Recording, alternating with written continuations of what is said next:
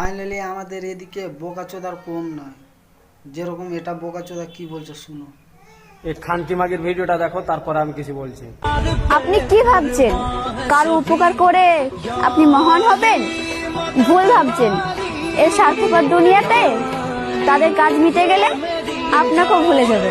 আরে উপকার করাটা ভালো কাজ, তার উপকার করলাম তে মনে রাখুক চায় না, আর তার ব্যক্তিগত ব্যাপার। আমার উপকার করার কাজ আমি উপকার করলাম।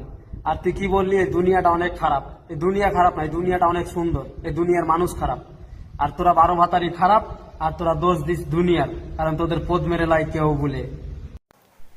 সেখানে তো সে কেউ খারাপ কথা বলেনি, তাহলে এই বোকাচোদার গাঁড়ে আগুন কেন জ্বলছে?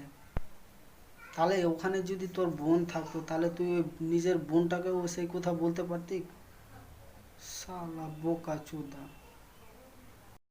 তো গাইস, এটা ভিডিওতে আমার লাইক না কমেন্ট চাই না, এই ভিডিওটা শেয়ার করো যেন ওই বোকাচোদাটা চলে যাক। কোনো মেয়েকে খারাপ কথা বলার জন্য 1000 বার ভাবতে হয় যেন।